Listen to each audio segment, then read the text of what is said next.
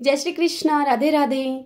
आप सभी भक्तों का आपके अपने YouTube चैनल श्री कृष्ण दीवानी में हार्दिक स्वागत है। हिंदू पंचांग के अनुसार हर साल वैशाख माह के कृष्ण पक्ष की चतुर्थी तिथि को विकट संकष्टी चतुर्थी का व्रत रखा जाता है। इस दिन विधि विधान से पूजा करने से भगवान गणेश की विशेष कृपा बरसती है और साधक को जीवन में आने वाले कष्टों से, उन सभी कष्टों से उसे छुटकारा मिलता है। इसी के साथ ही घर परिवार में सुख समृद्धि बनी रहती है। नारद पुराण के अनुसार मन के स्वामी चंद्रमा और बुद्धि के स्वामी श्री गणेश जी के संयोग से, उनके संयोग के परिणाम स्वरूप इस चतुर्थी व्रत को करने से मानसिक शांति, कार्यों में सफलता, प्रतिष्ठा में वृद्धि होती है। इस दिन किए गए व्रत और पूजा पाठ से यह पूजा पाठ वर्ष के अंत तक सुख समृद्धि और पारिवारिक विकास में सहायक सिद्ध होता है। गणपति जी की कृपा पाने के लिए वैसे तो इस व्रत को कोई भी कर सकता है, लेकिन अधिकांशतः सुहागन स्त्रियां ही इस व्रत को परिवार की सुख समृद्धि के लिए करती हैं। नारद पुराण के अनुसार इस दिन भगवान गजानन की आराधना से सुख सौभाग्य में वृद्धि तथा घर परिवार पर आ रही विघ्न बाधाओं से मुक्ति मिलती है। रुके हुए मांगलिक कार्य संपन्न होते हैं। इस चतुर्थी में चंद्रमा के दर्शन करने से गणेश जी के दर्शन का पुण्य फल मिलता है।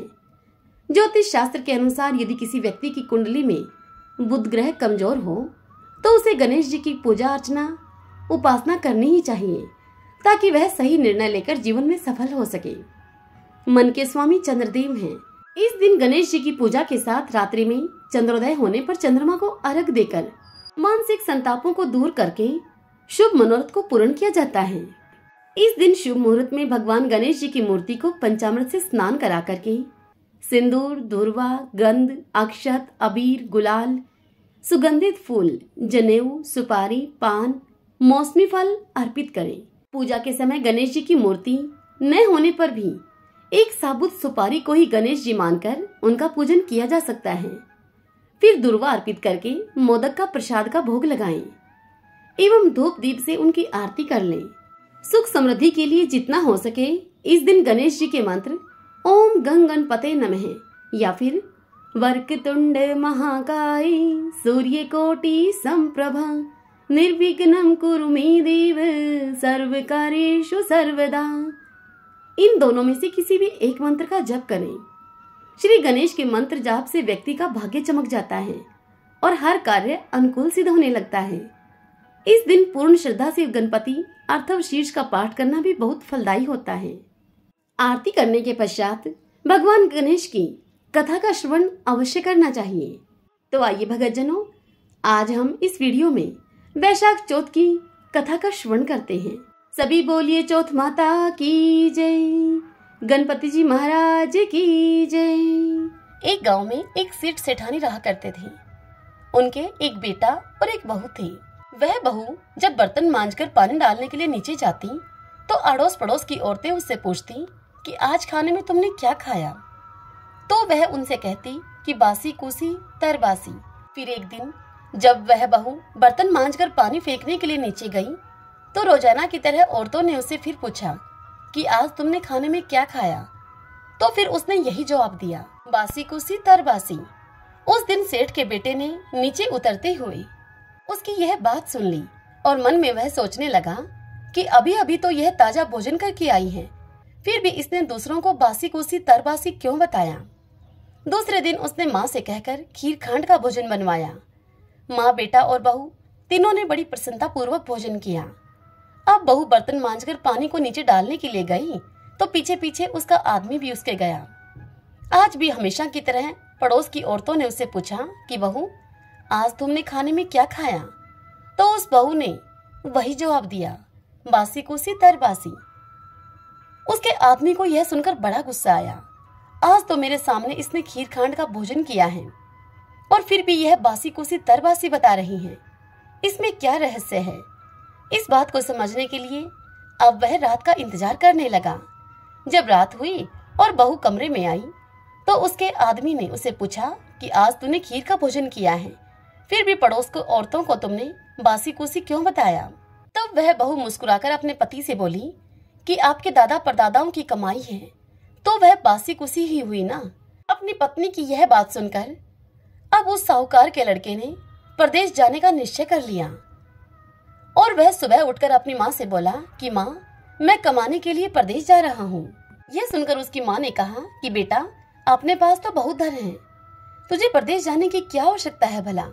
लेकिन बेटा जब जिद करने लगा तो उसकी माँ ने उसे परदेश जाने की स्वीकृति दे दी। वह कमाने के लिए अब परदेश चला गया। वहाँ उसे एक सेठ के यहाँ नौकरी मिल गई। कुछ ही समय में वह सारा कामकाज करने लग गया।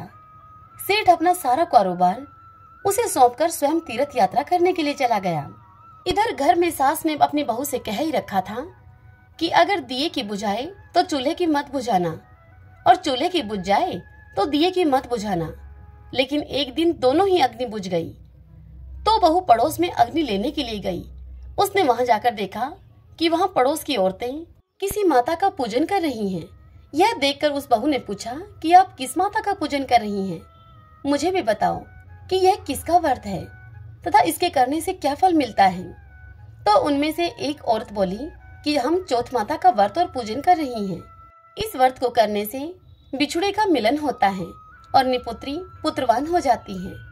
यह सुनकर वह बहू कहने लगी कि मेरे पति भी प्रदेश को चले गए हैं और उनको वहां पर गए हुए काफी समय हो गया है। मैं भी चौथ माता का व्रत करना चाहती हूँ, लेकिन मेरी सास मुझे बाहर आने ही नहीं देती है। तब मुझे कैसे पता लगेगा कि चौथ का व्रत कब आया। बहू की इस बात को सुनकर वह पड़ोस की औरतें कहने लगी कि तुम एक डिब्बी में रोजाना गेहूं का दाना रखती हुई जाना।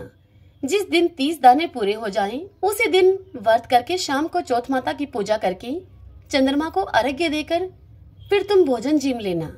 अब उस पड़ोसन के कहे अनुसार साहूकार के बेटे की बहू भी चौथ माता का व्रत करने लग गई। व्रत करते करते अब उस बहू को काफी समय बीत गया।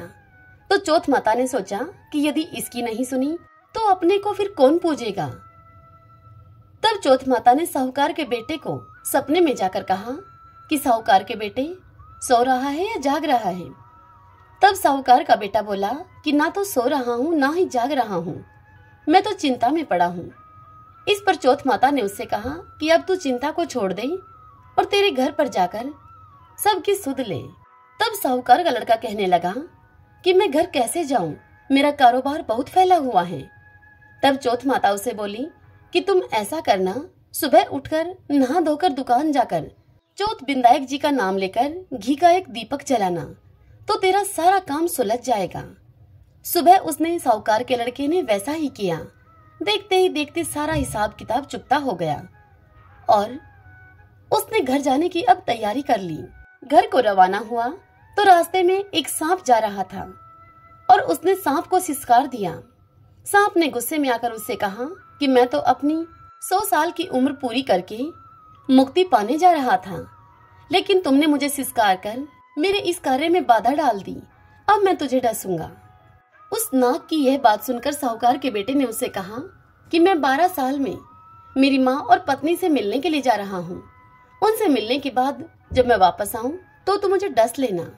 तब सांप बोला कि तू घर जाकर पलंग पर सो जाएगा। तब यह सुनकर साहूकार के बेटे ने कहा कि मैं अपनी पत्नी की चोटी नीचे लटका दूंगा, तुम उस पर चढ़कर ऊपर आ जाना। जब वह घर पहुंचा तो वह बड़ा उदास था। बेटा कुछ बोला नहीं, लेकिन उसकी पत्नी होशियार थी। सारी बात पूछकर अपने पति से उसने कमरे की एक सीढ़ी पर दूध, दूसरी सीढ़ी पर चूरमा, बालू, रेत, इत्र, फूल आदि 7 सीढ़ियों में 7 वस्तु रख दी। आधी रात को फुफकारता हुआ सांप वहां पर आया और सभी वस्तुओं का आनंद लेकर सांप बड़ा खुश हुआ, लेकिन वचनों से बंधा हुआ था, सो डसना तो सांप को था ही। चौथ बिंदायक जी ने सोचा कि इसकी रक्षा नहीं की तो कलयुग में अपने को कौन पूजेगा। चौथ माता तलवार बनी, बिंदायक जी ढाल बने और जैसे ही सांप डसने लगा तो उसे वहीं पर मार दिया। साहूकार के बेटे को नींद नहीं आ रही थी। सांप के मरते ही उसने अपनी पत्नी को उठाया और चौपड़ पासे खेलने लग गया। सुबह देर तक जब बेटा और बहू नहीं उठे तो माँ ने कहा कि बेटा तो थका मांदा था, पर बहू क्यों नहीं उठी। जब उस माँ ने बेटे के कमरे में जाकर देखा तो रास्ते में पैड़ियों पर, सीढ़ियों पर खून ही खून हो रहा था। उसने कहा कि मेरे बेटे बहू को किसी ने मार दिया है।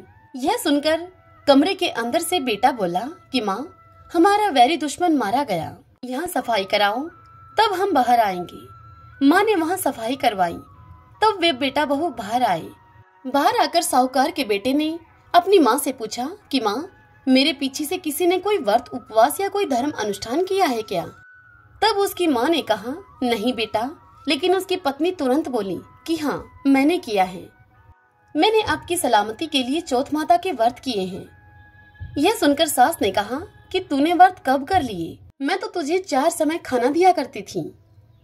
यह सुनकर बहू ने कहा कि मैं सुबह का खाना पानी वाली को दे देती थी, दूसरी बार का खाना गाय के बछड़े को खिला देती थी, तीसरी बार का खाना उटियाना में गाड़ देती और चौथी बार का पूजा करके चंद्रमा को देखकर फिर स्वयं खा लेती थी। मैंने पूजा के लिए गुड़िया की दुकान से घी और गुड़ भी मंगवाया, सो उसका जाकर आप हिसाब कर देना। सास ने पानी वाले से पूछा तो पानी वाले ने कहा कि महीने में 1 बार यह मुझे खाना दिया करती थी। जब बछड़े से पूछा तो उसके मुंह से फेंक के फूल गिरे। उटियाना खोदा तो रोटी के सोने के चक्र निकले। जब सास ने बनिए से पूछा उसके पास जाकर तो उस बनिए ने कहा कि महीने में 1 बार मेरे से यह आपकी बहू गुड़ और घी मंगवाती थी। तदंतर बहू ने कहा कि अब मुझे वैशाख की चौथ का उद्यापन करना है। सास बहू ने चौथ माता का व्रत और उद्यापन बड़ी धूमधाम से किया और आराम से अपना जीवन बिताया। हे चौथ माता, जैसी उस बहू पर प्रसन्न हुई वैसे ही सब पर प्रसन्न होना और सभी की मनोकामनाओं को पूर्ण करना, अमर सुहाग देना। भगतजनों, चौथ माता की कथा को सुनने के पश्चात संकष्टी चतुर्थी व्रत की कथा को सुना जाता है और अंत में विनायक जी की कहानी अवश्य सुननी चाहिए। तो आइए अब हम संकष्टी चतुर्थी व्रत की कथा का श्रवण करें। पार्वती जी ने कहा, वैशाख माह के कृष्ण पक्ष की जो संकटा नामक चतुर्थी कही गई है, उस दिन कौन से गणेश जी की और किस तरीके से पूजा करनी चाहिए और किस प्रकार का भोजन ग्रहण करना चाहिए?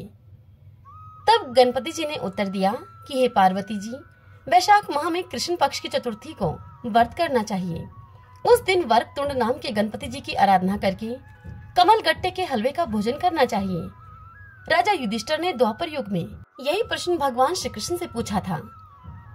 तब भगवान श्री कृष्ण ने उन्हें कहा कि मैं बतलाता हूँ आपको, आप ध्यान पूर्वक सुने।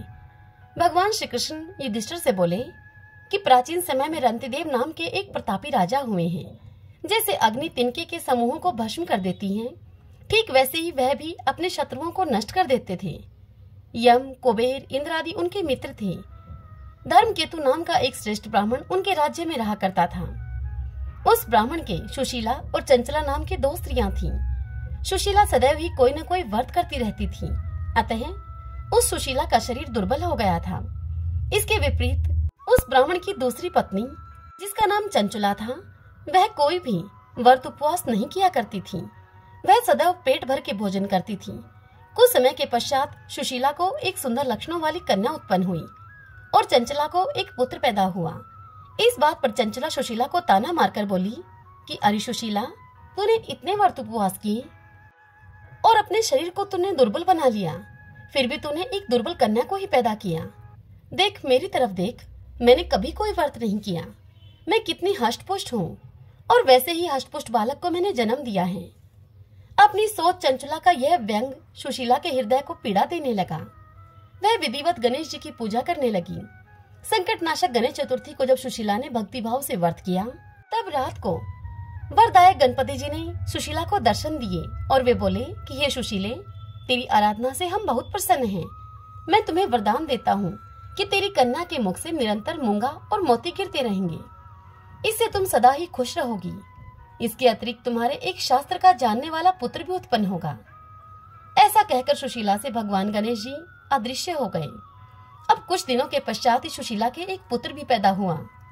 तदंतर धर्मकेतु ब्राह्मण का स्वर्गवास हो गया। उसके मृत्यु के पश्चात चंचला सारा धन लेकर एक अन्य घर में रहने लगी। सुशीला पति के गृह में रहती हुई ही अपने पुत्र और पुत्री का पालन पोषण करने लगी। सुशीला की उस कन्या के मुख से मोती और मूंगा गिरने के कारण सुशीला के पास थोड़े समय में ही काफी धन इकट्ठा हो गया था। चंचला इस कारण अब उससे जलने लगी। एक दिन चंचला ने हत्या करने के इरादे से सुशीला की उस कन्या को कुएं में गिरा दिया। उस कुएं में गणेश जी ने उसके जीवन की रक्षा की और वह बालिका राजी खुशी अपने माता के पास वापस लौट आई। यह देखकर उस चंचला का मन अब क्रोध से और अधिक जल उठा। अब वह चंचला विचार करने लगी कि ईश्वर जिसकी रक्षा करता है उसे कोई भी मार नहीं सकता। सुशीला अपनी पुत्री को पुनः प्राप्त करके अत्यधिक प्रसन्न हुई और अपनी उस पुत्री को छाती से लगाकर कहने लगी कि भगवान गणपति जी ने तुझे दोबारा जीवन दिया है। जिनका कोई नहीं होता उनके स्वामी गणेश जी हैं। अब चंचुला समझ चुकी थी। चंचुला ने आकर सुशीला के पैरों में अपना सिर झुकाया। चंचुला को देखकर सुशीला अत्यधिक आश्चर्य में पड़ गई। चंचुला ने हाथ जोड़कर सुशीला से कहा कि हे बहन सुशीले, मैं बहुत ही पापिन और नीच हूँ। आप दया करने वाली हैं। आपने दोनों कुलों का भला किया है। आप मेरी गलतियों को क्षमा कीजिए। जिसके भगवान रक्षक हैं, उसका भला कोई कुछ क्या बिगाड़ सकता है। मनुष्य साधुओं एवं अच्छे पुरुषों के दोषों को देखते हैं, वे अपने कर्म से स्वयं ही नाश को प्राप्त हो जाते हैं।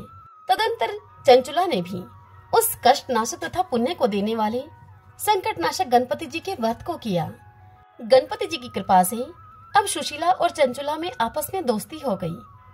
जिस पर भगवान गणेश जी प्रसन्न होते हैं, उसके बैरी भी सखा बन जाते हैं। सुशीला के संकट नाशक गणेश चतुर्थी का व्रत किए जाने के फलस्वरूप उसकी सौतन चंचुला का मन अब पलट गया।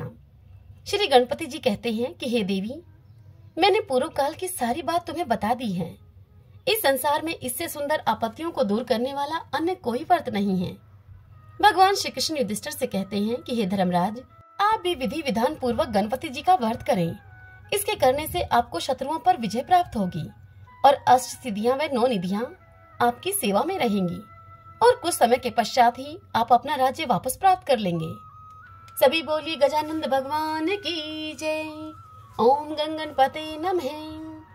आइए भक्तजनों, अब हम विनायक जी की कथा का श्रवण करते हैं। किसी गांव में एक ब्राह्मण और उसकी पत्नी रहा करते थे। वे श्री गणेश जी के परम भक्त थे। उसने अपने घर में एक छोटा सा ही सुंदर सा भगवान श्री गणेश जी का मंदिर बना रखा था और उस मंदिर में भगवान गणेश जी की मूर्ति की स्थापना कर रखी थी। वह ब्राह्मण प्रतिदिन स्नान आदि से निवृत्त होकर आराध्य देव की पूजा अर्चना धूप दीप करते थे। घंटों तक गणेश चालीसा, स्तुति इत्यादि का पाठ किया करते थे। आरती के समय लगातार घंटी आदि की आवाज से ब्राह्मणी बहुत ही परेशान हो जाती थी। उस ब्राह्मणी ने एक दिन भगवान गणेश जी की मूर्ति को कोने में छिपाकर रख दिया और सोचने लगी कि देखें अब मेरे पतिदेव कैसे पूजा करते हैं। तभी कुछ समय के बाद ब्राह्मण देव स्नान करके कमरे में मंदिर के पास पधारे और मूर्ति को वहां पर न पाकर उदास मन से अपनी पत्नी से क्रोधित होकर पूछने लगे। तब उस ब्राह्मण की पत्नी उसे कुछ नहीं बोली। इतने में ही श्री गणेश जी को बहुत जोर से हंसी आ गई। ब्राह्मण और ब्राह्मणी ने कपड़ा हटाकर देखा, भगवान श्री गणेश जी की मूर्ति जोर जोर से हंस रही थी। अब दोनों पति पत्नी उनके चरणों में नतमस्तक हो गए, बारंबार प्रणाम करने लगे और अपने व्यवहार के लिए उस ब्राह्मण की पत्नी ने भगवान श्री गणेश से क्षमा याचना की। तब रिद्धि सिद्धि के दाता गजानन महाराज उससे बोले कि मैं तेरी भक्ति से प्रसन्न हूँ। यह कहकर उन्होंने उसके घर को धन वैभव हीरे मोती से भर दिया। पुत्र प्राप्ति और सुख शांति का वरदान देकर भगवान गणेश अंतर्ध्यान हो गए। तदंतर उस ब्राह्मण ने उस धन से एक बहुत बड़ा भवन बनाया और उस भवन के समीप ही श्री शंकर जी के पुत्र भगवान गणेश जी का मंदिर बनवाया। अब 9वें महीने बीतने के पश्चात ही उस ब्राह्मण के घर में, उस ब्राह्मण के बाग में एक फूल खिला, अर्थात उस ब्राह्मण के यहाँ एक पुत्र ने जन्म लिया। तीनों प्राणी अब सुख से रहने लगे और भगवान की कृपा से उनके चरणों में अपना जीवन बिताने लगे। हे गणपति देव, उस ब्राह्मण देवता की भांति ही आप हमारी भक्ति से भी प्रसन्न होइए और हमें भी अपने स्वरूप का साक्षात दर्शन दीजिए। इस व्रत में पहले श्री गणेश जी को रोली, मौली, पुष्प, धूप, दीप आदि से पूजा करके कपूर या घी की बत्ती से आरती करें। इसी प्रकार चंद्रोदय होने पर चंद्रमा का पूजन करके अर्घ्य दें और उनको प्रणाम करें। तत्पश्चात गणेश जी को 3 अर्घ्य दें और 1 अर्घ्य तिथि अर्थात चौथ के नाम का दें। इस प्रकार 5 अर्घ्य देकर किसी ब्राह्मण को भोजन कराएं और फिर स्वयं भी भोजन कर लें। इस दिन तेल युक्त भोजन नहीं करें। शास्त्रों के अनुसार 4 वर्ष या 13 वर्ष व्रत करने के बाद इस व्रत का उद्यापन करना चाहिए। श्री गणेश जी का पूजन और हवन ब्राह्मण के द्वारा विधि पूर्वक संपन्न कराना चाहिए। अपने सामर्थ्य के अनुसार गौदान या फिर शय्यादान करें। ब्राह्मण भोजन कराएं, सुहागन स्त्रियों को भोजन कराएं। आशा करती हूँ यह जानकारी और यह कथा आपके लिए उपयोगी सिद्ध होगी। सभी बोलिए चौथ माता की जय, गजानन महाराज की जय। जय श्री कृष्ण, राधे राधे।